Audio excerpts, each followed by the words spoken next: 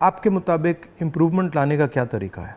देखिए, सबसे बेसिक सवाल है कि किसान को उसकी फसल का दाम सही नहीं मिलता है और उसके चलते वो हर साल गरीब होता जाता है। जो एक फसल का दाम पिछले साल था, खाद का और बाकी चीज़ों का जो दाम था, उसकी तुलना में इस साल में और फ़र्क हो जाता है। तो उसकी परचेजिंग पावर हर साल कम होती चली जाती है और उसे पता नहीं चलता। ही डजंट नो कि मैं गरीब हो रहा हूँ, लेकिन वो गरीब हो जाता है क्योंकि उसके जितना एक मन गेहूं में पिछले साल खाद खरीद सकता था, इस साल नहीं खरीद सकता। इस साल ज़्यादा गेहूं देना पड़ेगा। तो वो जो उसकी परचेजिंग पावर कम होती है, उसको एहसास ही नहीं है, पता भी नहीं चलता है। तो वो तो मैंने देखा, जब पब्लिक मीटिंग्स में बताते तो कहते हैं हमें तो पता ही नहीं था ये। मैं कहा भाई तुम्हें पता ही नहीं, तुम गरीब हो रहे हो। तो उन्हें सुन के बुरा लगता है। फिर मैं समझाता हूँ, बताओ पिछले साल इतने गन्ने में कितना सामान खरीदते थे, इस साल कितना खरीदते हो। तो सबसे पहले है कि जो पैरिटी ये है एमएसपी, इसको लागू करना चाहिए। एमएसपी में ये नहीं कि सरकार सारी फसलों का एमएसपी दे, लेकिन एमएसपी करने से बाज़ार गिरेगा नहीं। और एमएसपी है इसलिए कि बाज़ार एक ख़ास जो आपने दाम तय किया उससे नीचे गिरेगा तो सरकार इंटरवीन करेगी।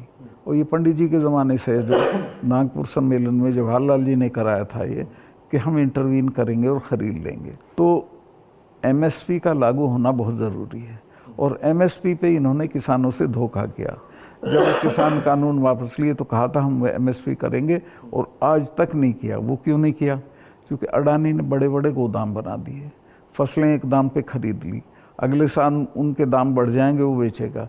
एमएसपी होगा तो किसान इनको सस्ते दाम पे नहीं देगा। तो एमएसपी का होना सबसे ज़्यादा ज़रूरी है। फिर जो उसके लिए आप खाद, बिजली, पानी जो भी सरकार देती है, उसके दामों पे कंट्रोल करना पड़ेगा। वो बेतहाशा ना हो, ताकि वो जो मैंने बताया जो फ़र्क रहता है खरीद बेच का, वो ना हो। जो आप कह रहे थे, ये जो अदानी जी हैं, इन्होंने पूरा जो स्टोरेज का इंफ्रास्ट्रक्चर है अपने हाथों में ले लिया है। इसका इफ़ेक्ट मैंने जम्मू कश्मीर में देखा, इसका इफ़ेक्ट हिमाचल में दिखता है, अलग अलग स्टेट्स में, हरियाणा, पंजाब में। हरियाणा में तो पानीपत में बड़े बड़े गोदाम बना दिए। तो पूरा मतलब इस जो स्टोरेज का इंफ्रास्ट्रक्चर ये कैप्चर कर लिया है।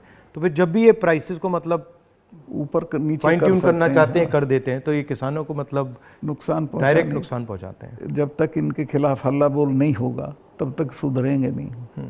या फिर सरकार बदल जाए। अभी तो इन्हें टोटल प्रोटेक्शन है।